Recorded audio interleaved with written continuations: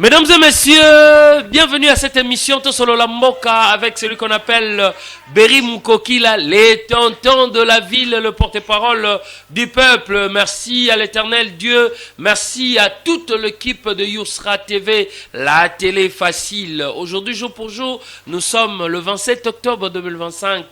Donc, nous sommes en République démocratique du Congo, pays cher à son excellence Félix-Antoine Tshisekedi Tshilombo, les symboles de l'unité nationale. Et sur mon plateau, j'ai une personne, et la personne n'est plus à présenter. La personne s'appelle Blanchard Kimbansa, les grands notables, je l'appelle affectueusement, de la commune de Kimbanteke, Blanchard Kimbansa. Nous allons pouvoir brosser toute l'actualité. Donc l'actualité est bornée sur beaucoup de choses au sommaire. Nous allons parler du Congo central. Qu'est-ce qui se passe au Congo central? Qui remportera la coupe? Qui sera le prochain gouverneur du Congo central? Et on vient de m'apprendre aussi à la Chopo, à Azaz Sousouté, à Longwe, on vient de m'apprendre le gouverneur, bien sûr, bien entendu. Et on va parler aussi de la Tchangou, ces districts de la Tchangou. Qu'est-ce qui se passe avec l'insécurité notoire?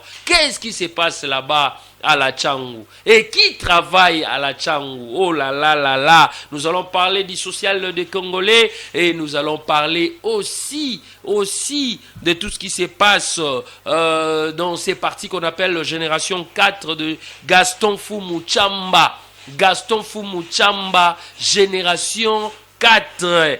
Donc nous allons parler aussi de la SANSAP, là où règne la paix, là où règne la caisse, donc SANSAP, Caisse nationale de sécurité sociale des agents publics de l'État dirigé par le chairman, le DG Junior Mata. Et sans oublier qu'au commencement était la parole, je dois commencer par mes partenaires de l'émission Tosolo la Mboka. Là, je suis en train de voir na Tomboli Maboko, c'est une émission bilingue. J'appelle à la personne qu'on appelle honorable Pati Kafuti Kiyamba, le lit de Dieu. La fumée blanche, effacer les tableaux. Le député provincial le plus responsable, Pati Kafuti Kiyamba, avec sa fondation, Prince CAF. Là, je suis en train de voir les chargés de mission Telo Vibila et les directeurs Alain Kabila, les directeurs de la fondation, bien entendu, Fondation Prince CAF. Ce qui te resolo lana, Régie Angaye Plama Lali, Ezana Nyango Plamedia Lali, Ezana ni grâce à Lali. Na régie Ezani Nyango. Honorable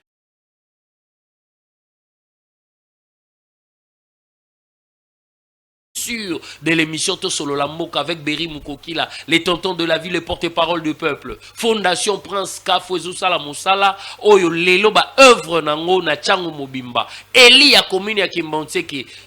Honorable Prince Pati Kafuti Kiyamba, Eli, effacer les tableaux, Monsieur Josué, Alali Kosala Moussala, effacer les tableaux, la fumée blanche, Milinge Kobimowa, après Makamoyo, la fumée blanche. Pati Kafuti Kiyamba batulampaka ba mona peleve ba bango banani di bolongwana nzela po Pati Kafuti azali te mosala no ezomona na yo kokaka no boye toyoka boye balandelinga mpesa mpe ezosala Orange Money na Airtel Money ezosala honorable yo kokaka boye te tala telo ndenge alandeli ngai tala Alain Kabila alandeli ngai aya talaka touti pe weekend lelo début ya semaine honorable Pati Kafuti Kiyamba Eli de Dieu effacer les tableaux le député provincial le plus responsable aleki bino misusu yo kanza aleki yo na mbongo te aleki yo kana mayele pe aleki yo na ki sérieux la plupart boza sérieux te surtout ba politique et belé baza sérieux te na lobité bango nyonso exception confirmera règle mais honorable Pati Kafuti Kiyamba azali kolongola bana nyonso ya Tchangu Soni en général en particulier bana ya commune ya Kimbanteke moto azali kosala mosala ezali komona na Eli de Dieu yo pena dans ensemble d'hémicycle kuna ya kosambezati ibino mbalena honorable Norbertine ewaza Eli ya commune ya Lemba En tout cas, moi, na oyo azwaki bal na moto ya 22 ans na kan Kabila kuna oyo ezaki ex-camp Mobutu bo mekano kokota makambo yo ndenge kana oloba na TV bo ina etando eke ndenge pe na koloba soki tokitina bino na ba reportage et tout moi na posa passeport ana posa soins médicaux ana posa balongola ye wana akende Inde. Passeport c'est quoi? Billet à Inde c'est quoi? Honorable Patika Fouti, honorable Norbertine, c'est honorable député provincial ya commune ya Lemba Eli ya Solo, mama ya Tombwa, mama ya Boboto, mama ya Solo, mama oyo alingi Lemba, Chelemba na moto, mama oyo alingi Moamba, ta la province ya Kinshasa ndenge zongenga parmi ba 48 députés, mama Pazali, mama Norbertine. Donc ensemble avec honorable Patika Fouti na yebi ke ko mela oyo bato ba beti et ko komela bino to kokita kuna boromona jeune fille ya 22 ans azwa balle perdue na moto et ay komisa et moi malamu te bino mo boye biso ki balle les na moto et ozala pena malamu mingi te. Alors to koti bongo na vifi ya sujet to recevoir yambi bozo mona rama mbizo changer plateau kitoko bozo mona décor ya to solo la mboka kitoko bozo mona malili na plateau ezongi aïe aïe aïe aïe Junior Mala Issa le boss égal à lui-même nanya kokani na yo. Nanya kokani na yo Junior Mala Issa te motote chose dite chose faite chose promise chose faite Junior Mala Issa le boss respect te respect amoke total respect Junior Mala Issa le boss batika yo. Alors je reçois pour vous bozana bandak bozali kolanda biso tozali en direct bobenga biso numéro yango wana 081 68 94 149 97 89 25 483 bobenga biso bo intervenir bo solo la mboka biso to solo la ramaye population ebisaka biso po tolitaka pona mama wana tekaka mapa mama wana tekaka makala bato nyonso babimaka 4 heures bakina koluka ba charpentier o bazeli kosala musala ba menuisier bato nyonso ya misala maboko biso toza pona bino po mbela na bino ekomelaka ndenge balobaka acquis de droit. Aïe aïe aïe aïe mawolo tonton Donnel des enfants Bangoussoulou. Aïe aïe aïe aïe des mamans Marthe, tonton Donnel des enfants, des mamans Marthe Bangoussoulou. Aïe aïe aïe aïe mawolo tala lelo yo yarosa mezate yarosa mezate sacrifice kozala mais motoro kufate sacrifice kozala mais motoro kufate. Voilà. Alors, je reçois pour vous messieurs élu du peuple. Il y a élu du peuple. Il y a un honorable été ni provincial ni député national. Mais il y a élu kaka du peuple. Parce qu'à l'obélaka, population souffrante, il y a commune, il y a Kimbanteki. Ceux qui rejette solo là, na baloli, moto, bon après-midi et bienvenue à cette émission sur la Mboka, Monsieur Blanchard Kimbansa. Merci beaucoup, grand frère. Bon après-midi, pareillement à vous aussi. Napesi mbote na ba technicien nyonso ya Usra télévision. Napesi lisusu mbote na DG Mala Issa. Les boss. Il y a l'équipe DG, donc il y a sa PCA, il y a sa propriétaire, il y a sa nyonso. DG za merci beaucoup. Merci beaucoup. Napesi mbote na boss Junior Mala Issa. Très bien. Boss, yo boye kokarate oka boye un peu ça na sali oka boye $100 et boss Junior Mala Issa. Yo $100 c'est quoi na boss Junior Mala Issa? $200 c'est quoi? 300 c'est quoi? Voire même $500. Oh, di. Lokuta mabe omoni na mboka na biso tozaka na problème ya ba investisseurs. Tozalaka na nini? Tozala na problème ya ba investisseurs. Très bien. Surtout na domaine médiatique. Omoni très bien. Tango bato ba kobunda bazali kutia ba moyen na bango na domaine oyo ya média. Donc il faut vraiment l'encourager, il faut vraiment ko pesa bango maboko pour na ba initiative ya boy parce que Yusra tango zalaki eza Sango bandaki qui Ebandaki. lui cru. Nani abandaki kondimango. Bazo changer, amélioration toujours. L'équipement mousseau kota vraiment. Nada vraiment Dala yuma kuna bangi. Merci de konanga tonton de la ville ndengo lobika ke biso tozali beli du peuple ba o ba bengama. Biso ba vota biso te. Toza beli du peuple. Ma bouche autorisée de la population souffrante de Kimbanseke. Sika wande konanga nazali koyebisa yo ke Kimbanseke na minute to koluba to find now na plateau eza koinda. Eza nini ya koinda na kacha Kimbanseke eli du peuple. Population souffrante balobi trop c'est trop. Nini population souffrante ya Kimbanseke balobi trop c'est trop. Aïe aïe aïe aïe. Population bazeli mingi. Bayoki ba discours. Bamoni ba descente. Solution zo zo maté. Très bien. Bana route mokali. Bazana minito na balabala pour ko réclamer réhabilitation proprement dit Tianzela wana. Donc le président ya mokali ti lelo ebongate. Ti lelo ndeko na ngai. Le président ya Jesui Mokali. Pakinga nini. Malgré les efforts. Grand frère. Honorable Gaborien Mboma. Malgré les efforts des élus nationaux comme provinciaux. Patrick Kadogo, je suis Changou. Mais jusque-là, solution, ils ont mon anakate. Yango Moni, Fabrice Kabunga, Jete Moulonga. Yango Moni, le président de Je suis Mokali, je le salue en passant. Nazo pese mbote na musika. Le président Prince Lumbidi. Tika Boye Prince. Tozana posa na yo awa na plateau Prince Lumbidi. Po ba lobby kombo na yo awa ba fundi yo. Batangi kombo na yebite en bien ou en mal. Tokei. Na yebisi yo ndeko na ngai le président de Je suis Mokali, président Prince Lumbidi, Sikawa nazali koloba, il a mobilisé. Très bien. Banta nyonso ya Mokali bazana balabala pour réclamer la réhabilitation proprement dite de cette route. De Kodanga Tomoni ba descendre. Avant dernièrement, ministre national des ITP a quitté la route Mokali. Mais c'est un ministre fantôme ton non, le ministre national des ITP a quitté ministre national, je vous dis.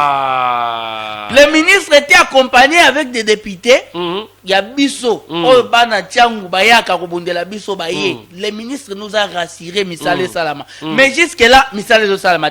Subitement, Tomoni, commune Yansele, Baké ko lancer l'activité. Yansela moko kuna na commune Yansele, na Badar.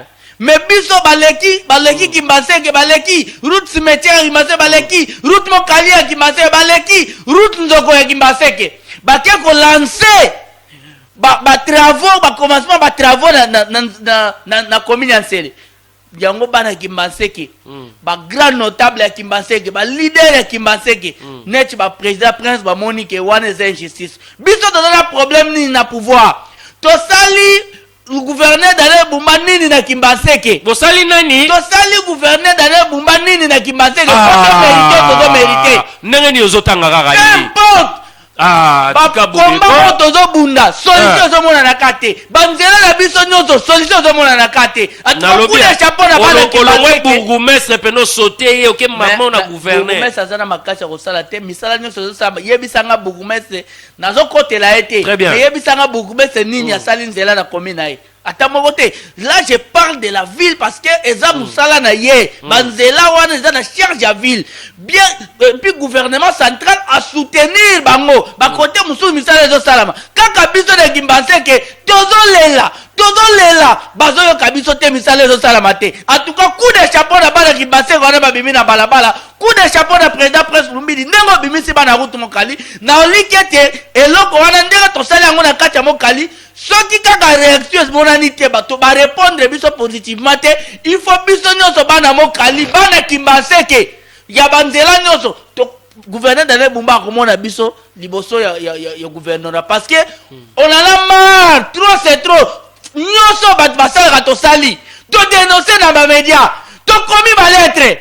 Ba député ba kutani na ba konzi. On va tellement manzela OVD. Ba ministre ba moni bango. Mais solution de mon anakate. Pourquoi pas Kimbanseke? Nous avons un problème avec le pouvoir ou comment? Alors que nous sommes population, nous sommes ni aux abattements de pouvoir, aux abattements de majorité, nous avons droit de bénéficier, qu'est-ce que nous avons fait dans Katia Kimbansek? Très bien, nous avons compris que Blanchard Kimbansa, élu du peuple, a monté au créneau. Donc, à Siliki Makasi, pour la route, il y a commune Kimbanseke, Wana Sangisigno, sur deuxième république, route Nzoko, Nini, Tali Siwambanza, à Talibana, Kuna, ya côté, ya Soro Leki, route Siwambanza, Poussani Kuna Likolo, Babenga Bango Kombo Morobo, Wana. Wana ngambo pont. Ngambo pont, bana ngambo pont nazana bino, bana Kisenso na bino, bana ya Ngaba, bana Maluku, bana ya Njili, bana ya Ngaliema, ba place tout ba érosion salema, ba place nyonso ba route ezo bukana, ba place nyonso ba ndako ezate ba nzele ezate, tozana bino elongo, mais tozar na eli qui a été mosale ko salema parce que ba konzi l'homme o bazali nde to ba l'autorité compétente akoyo kambela ba koyeba ndenge nini ya kosala pona kimi ekota po population azali souverain ndenge to lobaka kaka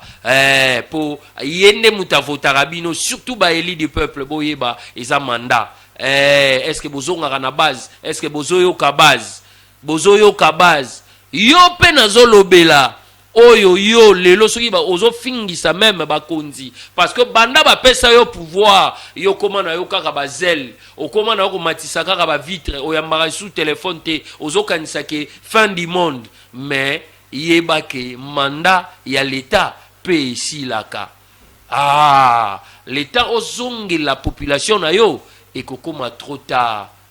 Très bien, alors yebisa biso balobi insécurité babengi biso de partout, surtout na Tchangu babengi biso kuna na quartier Mapela, babengi biso lisusu kuna na quartier 3, balobi kuna moyen te na Kingasani na Ngampani kuna na Suka, balobi moyen kolekeza te. Donc kuluna ya banditisme urbain eza na ndenga osakana te. Est-ce que bino na Tchangu ba eli bazate kokisi ya 19 députés wana babasi ba ali mibali ba ali ndeko Blanchard en tant qu'élu du peuple, population l'éli na kombo nabino bolobi nini lecture na yo en tant qu'analyste politique. Ndeko ngai problème et insécurité, il ne faut pas parler au Soukaka na Tchangu, mais l'insécurité dans la ville province de Kinshasa, c'est dans l'entièreté, c'est toute la ville.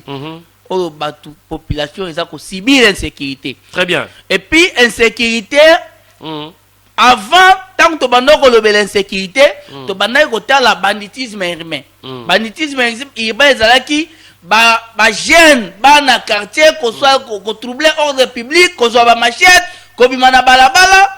Après, tant que l'État a pris charge, a quitter ko dimnyango, et comme si comme côté la paix, batuna banda, kuna ba machette, ko boto la batu babiloko. Mais les sikoyo, insécurité est commis grandissante. Donc insécurité est une dimension très inquiétante dans la ville province de Kinshasa parce que ils ont sous soutien à banditisme urbain, ils ont qui y a machette. Maintenant les lots est commis vol à main armée. Les lots est commis braquage. Les lots commis pendant ba yelio. Donc ceux qui les lots aux dans la ville province de Kinshasa au salaire comme moi shop na yo.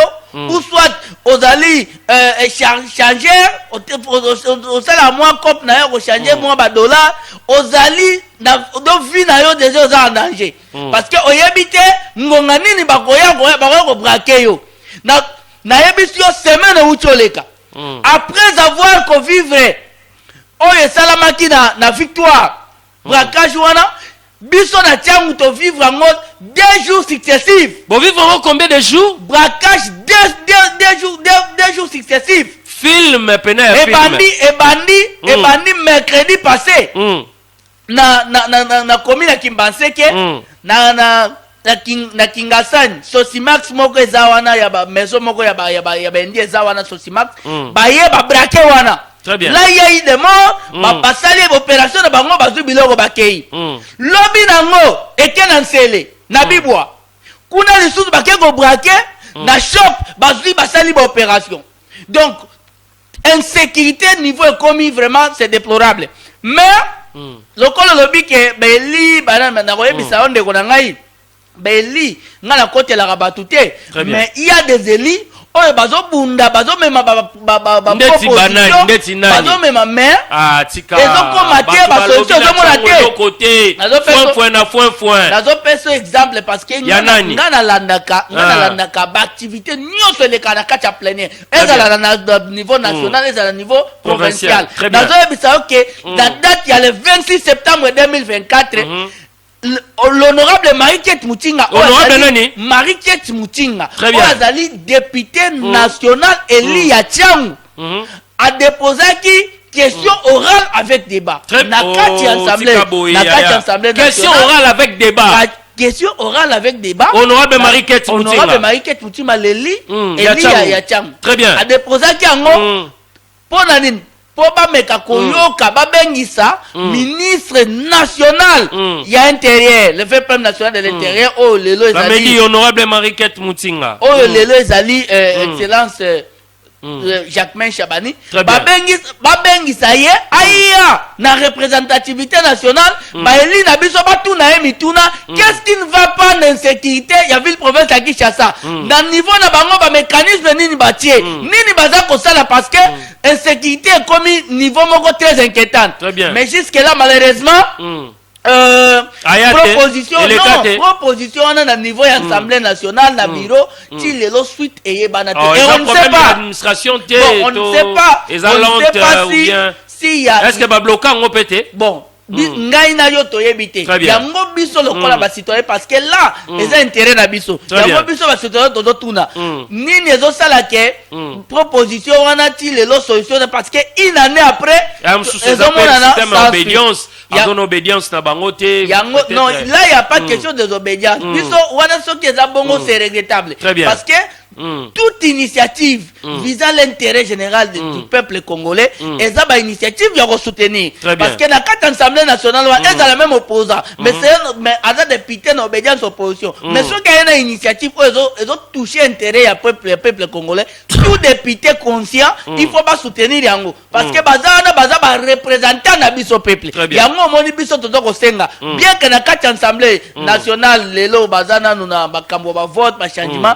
mais yango toko senga soki ba installer bureau ba mekana kotala eloko wana ba mekana kotala ngo parce que en France ya kosala ba échange wana débat wana kosala na kati assemblée nationale il y a des élus aussi intelligents oh ba koki ko bagisa pe ko la banani eli intelligent to intelligent banani ndeti banani lobi na kati assemblée mais biso to solo la mboka to solo la république baza banani nazo yebisa yo ke naza na te akotanga te na za intelligent te mais na lobi na kati ya 500 députés nationaux na kati assemblée wana il y a des têtes oyo bakoki ko réfléchir na sens que babakisa exécutif bamakanisi soki ya lobby batuni ye mituna a lobby o aza ko sala pona ko lutter contre insécurité o to vivre na ville pour Kinshasa bango pe bakoki ko bakisa ye ba idée mususu que non place wana na moni ekoki te soki bakoki ko jaillir la lumière au choc d'idées jaillir la lumière oui pour que population na bango peuple na bango abika na kimia parce que trop c'est trop ça ne va pas donc honorable Marie-Kate alobaki nini asala yini l'initiative de l'honorable Marie-Kate Mutinga wana ezali ba initiative moko très salvatrice et puis la robagiso lisusu eloko moko nini lisusu est-ce que oyebi ke honorable Marie-Kate Mutinga autaki suko déposer proposition ya loi tika boyendeko oui proposition à loi ezalaki loani mais c'est ça mosala ya député omoni babiloko mosusu bon biso tolandelaka baplénière toyebi bamakambo ndenge ezosalama yango nazwi courage ya koloba makambo Marie-Kate azosila baproposition asalaki proposition ya loi portant sur la protection et renforcée des droits de la des veuves oh donc, très bien l'honorable Marie akanisi ba veuve parce que les veuves souffrent ba veuve congolais baza na problème akati bazali abandonné bazali ba victime ya injustice lelo koma soki yo mobali okufi ba bien nyonso famille na yo eye botoli basundoli veuve basundoli na bana très bien yango moni conséquence nango logique ezali bozomona bana na balabala les enfants abandonnés bozomona bana bazovivre na bacondition moko ya mabe parce que baza ba victime ya otozoloba maman na bango azalaki protéger te parce que soki maman azalaki protéger dans l'état maman lokola na bo maman ba bien wana kotika nango les enfants vont bénéficier les enfants vont vivre derrière maman na bango grâce honorable Marie-Kate tant que maman azali abandonné ba conséquences mais lelo oyo Marie-Kate Mutinga l'honorable Eli de la Tchangou a ko réfléchir non il faut renforcer sécurité ba droit ya ba maman na biso ba veuve renforcer yango pour que ba veuve ba la protéger très bien oyabi ke lelo na mboka na biso osala ka musala soki okufi na ba entreprise mususu ba oloba non 6 mois ma famille ezwaka salaire très bien salaire wana ba famille mususu ba veuve baza ba victime na yango batu bakoma kozwa yango ba famille bandeko mibali okomona boye baye kaka biso carte bancaire na nini ya mobile bazwi biso tozozwa 6 mois wana tozozwa yango donc mwasi aza na droit te bango bakoma kokende kozwa mbongo wana bazolia na bango alors que mwasi oyo abandaki kozika makolo mwasi oyo atalaki vi na ye mobima ko protéger ka mobile na ye kosunga ka mobile na ye kosokolaka bilama mobile wana mwasi wana azo souffrir pena bana lisusu bazo souffrir okomona batu moko po aza papa legi po aza noko po aza ndenge nini azokende kozwa mbongo wana donc biloko wana nyonso abu pia na honorable Marie-Kate Mutinga abu pia na kati ya proposition wana soki eleki eke ba eli ba voter yango ba promulguer ekomi loi wana nde ba mama na biso veuve ba ko subir o bazo subir te ko botolaka ba mapangu ko botolaka ba bien donc yango tozo senga parce que jusque là cette proposition est classée aussi sans suite banda tiaki yango pe suite eyebana raté yango moni ça fait mal ça d'entendre ça parce que là ça touche l'intérêt général. Très bien. Les députés nationaux doivent comprendre que bazawana doivent aussi se soutenir. Bazé belé na tchango bayo tchape honorable maboko et biloko bongo ba loi wana eleka.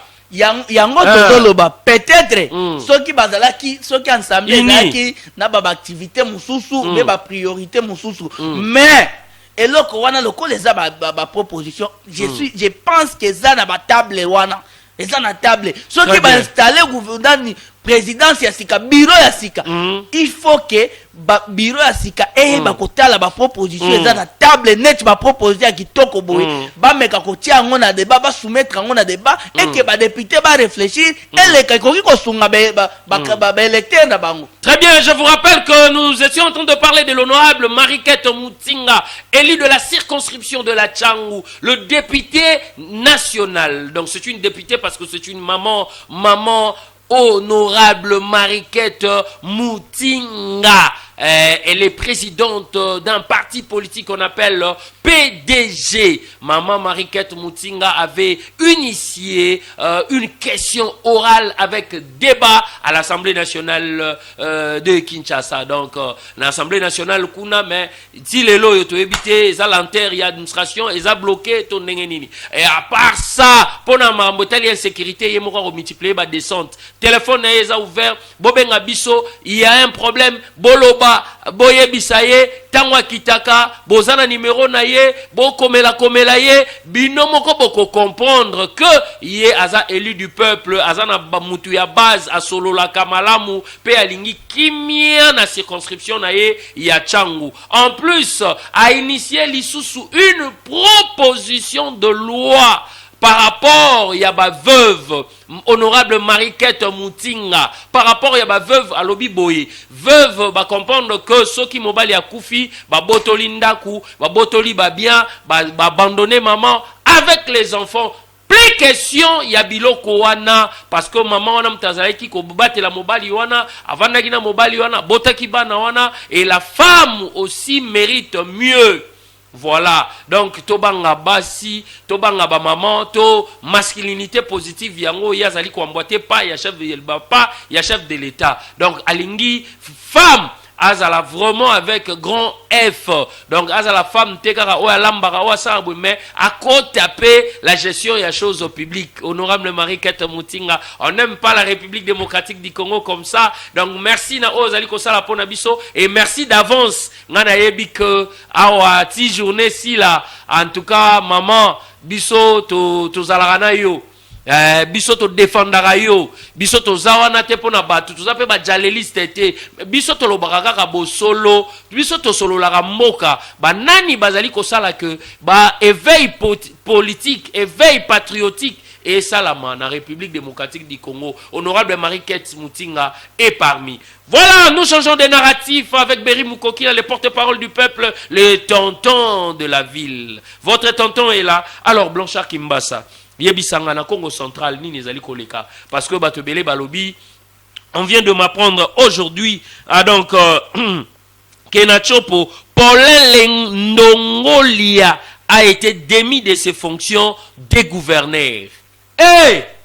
Ndeko nangai ekomi nini nazomona ekomi ba assemblée provinciale ba assemblée nationale ba gouvernorat il y a ba province na 26 provinces donc ça bouge et ça tire dans tous les sens ndeko nangai tonton de la ville très bien il faut ezala pe bongo il y a solo wana il faut ezala bongo parce que rien ne marche na ba province na biso na ba ville na biso donc ma gestion ezali vraiment chaotique yango omoni suite nango ba eli conscient bazomona que il faut vraiment ko changer exécutif là c'est exécutif ezo sala te il faut ko changer ko tia batu mususu oyo bakoki ko répondre positivement na ba intérêt ya ba population pamba te biso misu na biso etala beli awa soko kena kimbanseke ndenge banzela zo sala matena zu exemple kanda nyoso ya population eza na beli alors soki beli baza conscient est-ce ba ko sepela na gouverner ako sepela na gouverner po ye bazo lobela ye ako sepela yango moni na Congo central beli ba fandi ba moni non ça ne va pas ils ont commencé na kolongo la président na bango basali nini babandaki nan kolongo la président na bango po bamonaki ke président président ya assemblée provinciale bomba oui président na bango assemblée provinciale Papi Mantezolo très bien azalaki en connivence na gouverneur grâce ya Bilolo bazali ko sala donc batela ye pendant que grâce Bilolo zo sala le côté azosala nini azosala le côté ya Congo central et Kangama oh ya ate lo reprocher pena opaque mais gestion opaque mais gestion ezali nazolo bake ba projet nyoso ya mais oposani redevance minière na boma kuna ya pétrole 1,2 million nazolo bake c'est lo ba notable ya kuna ya Congo central parce que biso tozala biso redevance minière information oyo tozwaka tozala biso na Congo central te mais ya société on a pétrole oyebi yango Peronco très bien biso nyonso tolanda ngo ba dénonciation ezali Peronco apesaka redevance minière redevance pétrolier ouais redevance pétrolier voilà na gouvernorat po ndenga azo spolier mabele ya ba citoyen ya Congo central alors mbongo wana il faut ekotaka na caisse ya exécutif comme ça exécutif na tour ya kotala population aza na posa nini azwika mbongo wana po eza mbongo ya population bakolo bapeke biso ndenge toza mbongo wana ekota tokabolaka 100 francs cher mutato po eza droit na bango eza mabele na bango eza droit ya baoctotone mais lokola mutu bakokabola 100 francs te mbongo wana fo ekota na caisse ya trésor public ya province comme ça trésor public ya province kotala ba problème oyo ba population eza nango soki bamoni ke nzela kobongisa ezali bazwi mbongo wana babongisi nzela parce que population nyonso abénéficie nango mais selon les informations oyoka banotable ya Congo central bakoloba bacréa compte moko parallèle selon ba dénonciation ya banotable ya Congo central compte moko parallèle oyo bambongo wana ekotaka kuna musala nango eyebanaka te toyebaka te ekendaka wapi deuxième chose bakambu ya ba terrain construction ya terrain ya football mbongo ebima bazwa mbongo babimisa mbongo entreprise ezwa mbongo bakabola mbongo misala na ba marché misala ezalaka kuna na Congo central stade et comment redevance pétrolière Karabo, redevance pétrolière. Mbongo wana spoliation wana il faut le normalement zongela ka population ezongela ka baye barape. Voilà. Nini ezotonga kutu. Ezala ka bongo. Mbongo stade Lumumba ekenda wapi. Stade Lumumba ba entreprise. Mbongo ya marché sud. Ekenda. Pardon. Congo central azo bénéficier de l'autre côté. Sikoyo. Yango moni beli. Qui sera alors le prochain gouverneur? Balobi il faut zonga na Madimba. Balobi action de ya renaissance ya Madimba. Oye kumbami epai ya Mondele Moindo. Richard Mavoka Nzonzi Moti. Oyebi Congo central. Congo central. Babeza tour ya Lukaya. Problème ya succession. Tour ya Lukaya. UDPS ya Lukaya nde il fait diriger. Yango nazo yebisa. Congo central bazana organisation na bango interne. Très bien. Na problème ya gestion ya province na bango. Bakabola bango par rapport ya ba district. Très bien. Par rapport à ba district. Donc tout le zalaki pamphlet. Voilà. Zalaki cataracte. Donc bakabola bango bongo. Soki ba mo ekomi na tour soki neti ne balobi. Tour Lukaya. Donc notable ya Lukaya nde il faut dire. Tozo ka ba notable nyoso. Bazolo ba ke tour ezali tour ya Lukaya. Très bien. Lukaya kuna bango ba bimisi. Oh remplaçant na bango mais c'est Richard Mavoka. Mondele Moindo. C'est une très bonne chose. Une tête. C'est une très bonne chose, c'est-à-dire les députés ont bandera qui président. L'Assemblée provinciale va continuer l'initiative. La chef de l'État. Gouverneur le côté grâce à président de la République kuna Congo central. Et puis je te rappelle que Richard Mavoka fut le DG ya DGRKC. Ba surnommé qui écoute la bonne gestion.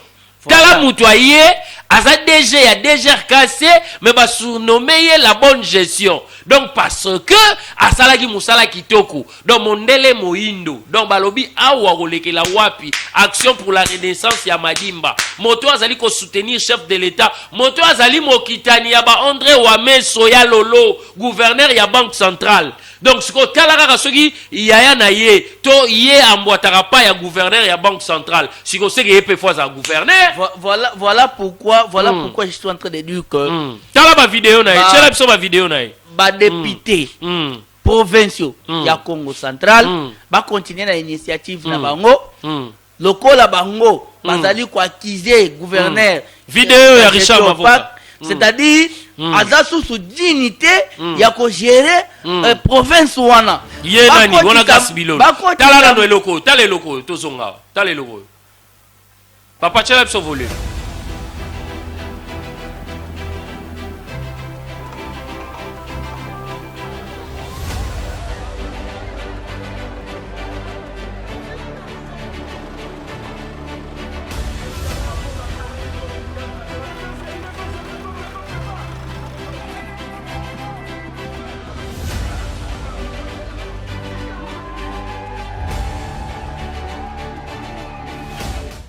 De la gratuité de l'enseignement de base et quelque part aussi dans le volet deux infrastructures parce que Moukolalelo et Zaligaka kit scolaire mais il y a également certains matériels d'infrastructure qui peuvent demain également entrer dans le cadre de la vision de chef de l'État. Aujourd'hui, comme je disais tantôt, c'était pour l'enseignement de base.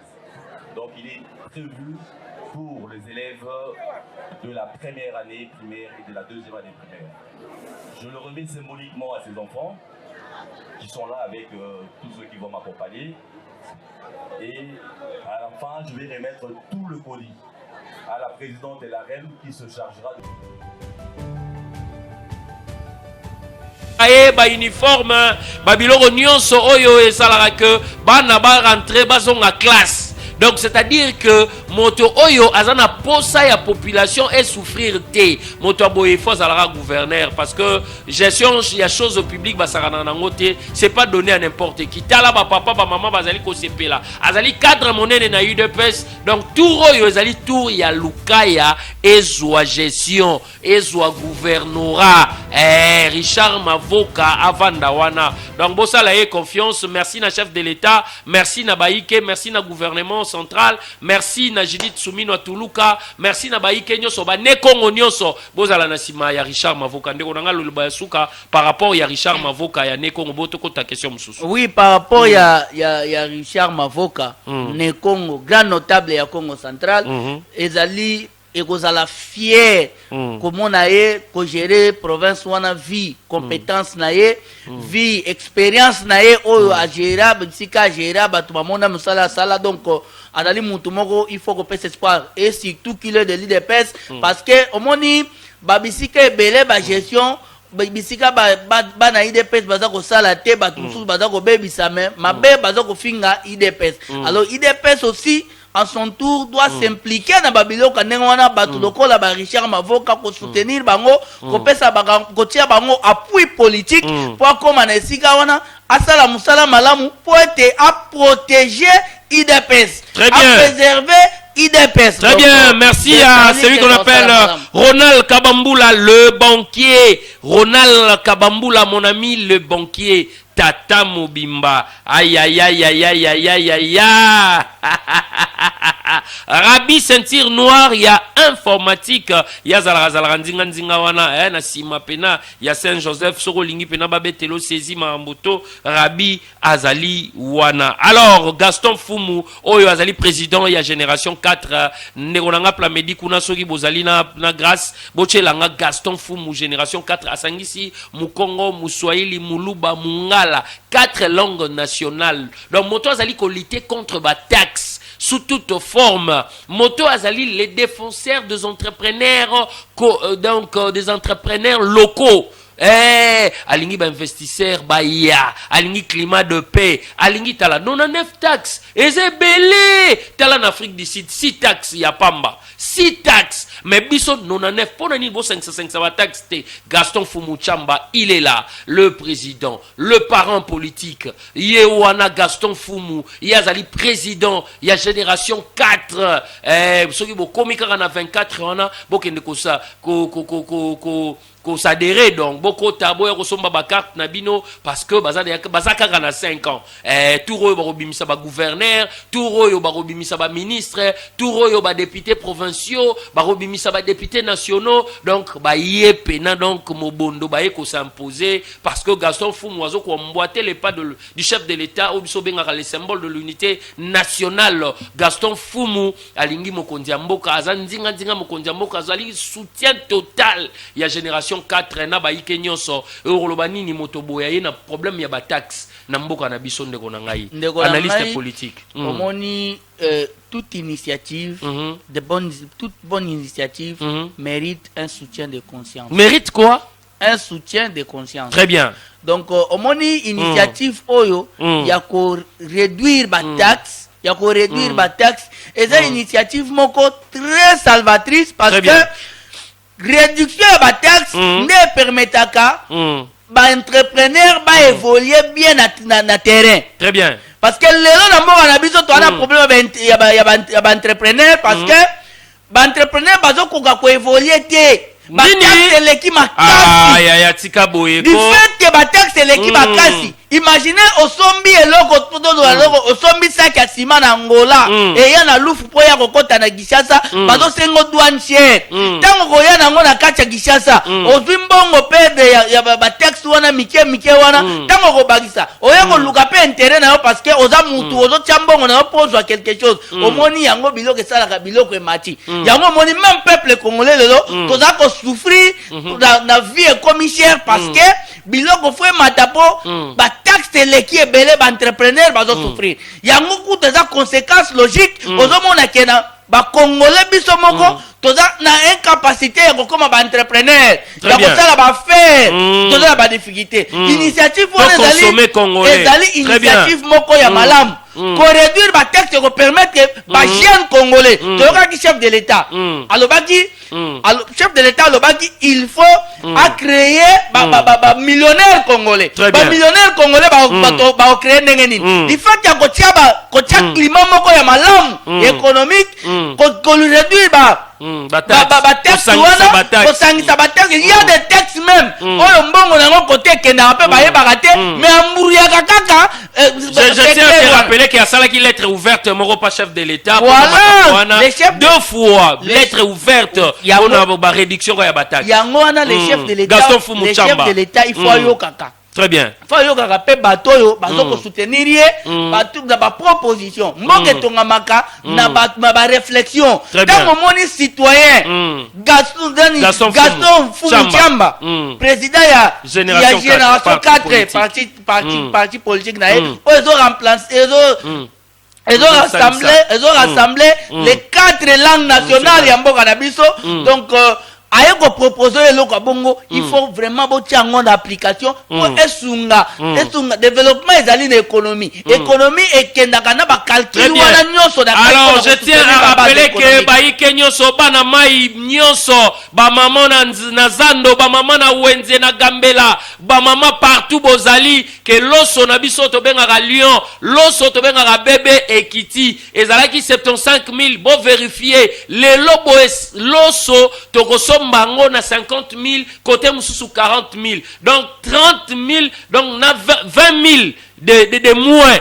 75 000, 25 000, 20 000 de moins. Donc, il n'y a que les choses bougent avec le président de la République, Félix-Antoine Tshisekedi Tshilombo. Les choses bougent avec le gouvernement central, avec Judith Suminwa Tuluka. Les choses bougent avec le VPM et économie, Daniel Moukoko Samba, le professeur. Les choses bougent avec le gouverneur de la Banque centrale, André Wameso, Ya Lolo. Alors, Ndekonangai, Assemblée nationale à Lombango,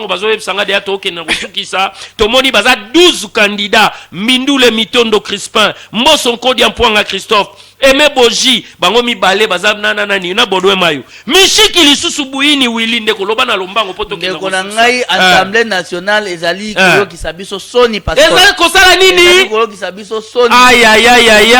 Comment on a déjà lokola Mboso o azali na âge ya retraite o akoki kofanda pemi bisonde bilenge batu nyonso bana posa kosala politique bakenda kozwa ba conseil epai na ye alingi koya konganza mana kiti wana azali tuna ba énergie te c'est très regrettable.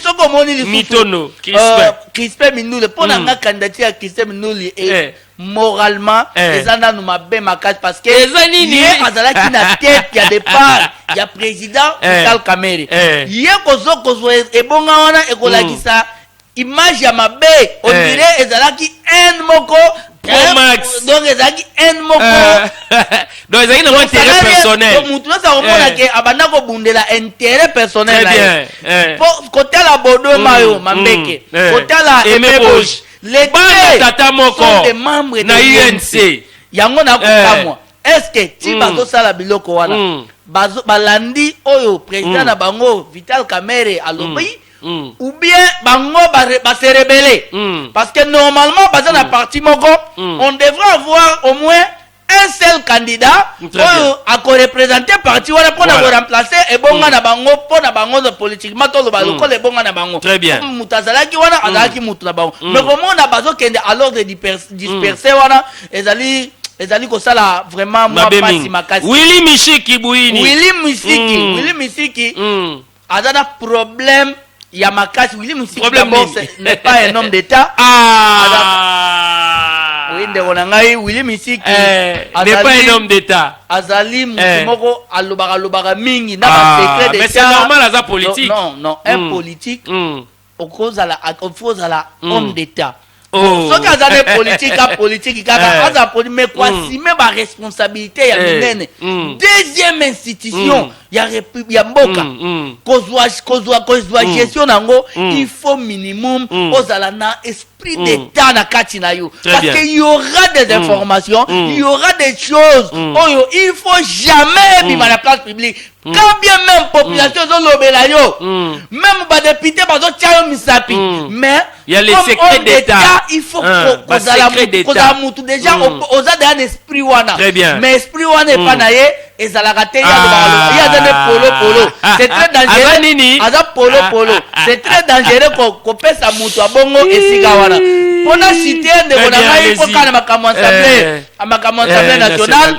Biso tozali na Kimbaseke, moi je suis un grand notable de Kimbaseke. Très bien. Au-delà il y a ba divergence politique tozala kanango ba makam tozala kanango. Nous sommes soumises na o ba bengaka solidarité solidarité communautaire. O bana Kimbaseke lelo, tout Kimbaseke ezali na sima. Il y a candidature, il y a honorable prince Kangila Kawela. Comme deuxième bisoto soutenir yé bisoto yebi. Est-ce que yebani na Kimbaseke? Problème est honorable ango. Ayebani te bo abimaki député ndeni. Il est tellement connu. Moi je suis un grand notable de Kimbaseke. Ceux qui na ndimi mutu wana, c'est-à-dire mutu wana na Kimbaseke ayebani. Je peux pas venir parler de quelqu'un. Abenga bisoto confirmer parce que awa biso population. Voilà pourquoi na Kimbaseke tout Kimbaseke soutient la candidature de l'honorable prince Kangila comme deuxième vice-président de la partie institutionnelle. Ça serait une fierté pour la commune de Kimbaseke. Pour la citer, na lingina na yebisa batu nyoso, bien que tozo soutenir na médias, bien que tozo commande na réseaux sociaux, mais nous devons faire des lobbying. Puisque nous avons des relations particulières avec des députés. Ce n'est pas nous tozo voter, ce sont des députés qui vont choisir. Donc il est question que mutu nyoso asa la lobby, asa la peine à député ba relation za kadango pour que porter candidature wana to gagner ango, ça sera une très bien. Alors on est SAP oh les caisse nationale de sécurité sociale des agents publics to suki sawana oh les dirigé par Junior Mata ba bisi biso ke ba komi lisusu na kikwiti ndeko na nga lecture na yo. Déjà c'est quelque chose de trop bien pour comme on a entreprise wana o ezali na sécurité ça là c'est ça piango na kikwiti construction de ezali eloko mala o epike kikwiti ezali ville moko ya ba fonctionnaire parce que kikwiti vivara mingi ba enseignant ba militaire caisse nationale de sécurité sociale des agents publics de l'État qu'on installé en na ville na ville ya Kikwiti c'était déjà pas moko monene. Très bien. Félicitations na ba konjambo kanere ba kanisi surtout na DG Junior Mata ndenge kanisi ville Kikwiti on na benga ngo ville scientifique. Là ce n'est pas question de l'opposition, question de la majorité, mais c'est question de l'intérêt général de notre peuple. C'est une très bonne chose comme on a na mboka na ngai na village na ngai na ville na ngai l'État a pensé bazo installer babilo kana po ba fonctionnaire public de l'État, ba agent public de l'État kuna ba mekape ko za la sécuriser. Pamba te caisse wana ezali tangu yozo bazo kata yombongo mosolo. Retraite na yo. Jour ko za la retraité. Très bien. Da place de souffrir. Moi quelque chose donc de récupérer ndengo bandaki ko bomba kwesunga yo. Donc na sepeli makasi na banzi ke ekokoma tina bandunduville ekokita tina ba Congo central na mai ndombe graba ndundu mobimba ekozala installé de la publicité à Saint-Sap vous allez komona bazali ko sala ba agents qui sont les agents publics de l'État mutu asnel les agents publics de l'État te mutu a régie des autres kozonga la bino mikolo ya DG Mata solo laraka biso tozawana ba numéro na biso zana merci na prince amiral o azana Saint-Sap à l'NDC communication nyo sur Saint-Sap biso yeyo tozana disposition nabino. Alors pasteur André Sesaya asilisaki classe donc asilisaki classe kuna na ISP Gombe et le kanagi na impact na idéologie pasteur André Sesaya biso équipe mobimba ya to solo la mboka beri mukokila na ba ikenyoso to souhaiter vraiment ba félicitations pasteur André Sesaya mwana moke ma dirijaka église ya munene na République démocratique du Congo azali sous intellectuel asilisi kelasi akomi licencié. Félicitations na yo po au Simbimbela ok liboso. Alors prof Nkwimi atikaki biso c'est mon mentor, c'est mon manager, c'est mon papa. Donc hier c'est mon maître le prof Nkwimi Anissé Akol. Prof Nkwimi donc l'université de Kinshasa uniquine plaire son éminence. Donc on a le professeur Nkwimi Akol Anissé. Donc on a pesi ba condoléances na ba Nathan Nkwimi, ba condoléances na ba Nkwimi nyonso, là na moni tonton Nkwimi, Golf Nkwimi, donc bino nyonso bozali wana donc ba Eric Nkwimi, donc tokozala wana donc boyebi ke ko rolela makuna boyebi na place to benga ngona 16e rue bokiti kuna na se donc na espace moko ezala wana ya monene. Alors décès Merci na Fondation Prince CAF Oyo ya honorable Patika Fouti pona nyonso zali kosala pona biso. Merci na baike nyonso balingaka biso. Donc honorable Patika Fouti Kiyamba Eli de Dieu Eli ya commune ya Kimbanteke Fondation Prince CAF Batelo Vibila ba Prince Baba Alain Kabila. Merci na ozali kosala pona émission Oyo. Merci partenaire sur la fumée blanche. La fumée blanche. La fumée ndenge zali kobima et pas ya honorable Patika Fouti Kiyamba élu du peuple à l'équipe bino na kiserie à l'équipe bino na nyonso botala à l'équipe bino na mayele te mbongo te yende ba initiative donc fondation ya lelo na lobi toko kandisa kanyama ndeko to kandisa kanyama kanyama zalaka général commissaire na biso toko kanisa ye po ayebaka nyonso bolande loko oyo kanyama ndenga zalai kosolola boko kanisa ye to silisi na biso tokanisaka ye kaka tokanisaka ye po batu bazolela nanu mutu moko te tozolobela ye lokola tolobelaka kanyama na ville province ya Kinshasa tokokanisaka kaka kanyama.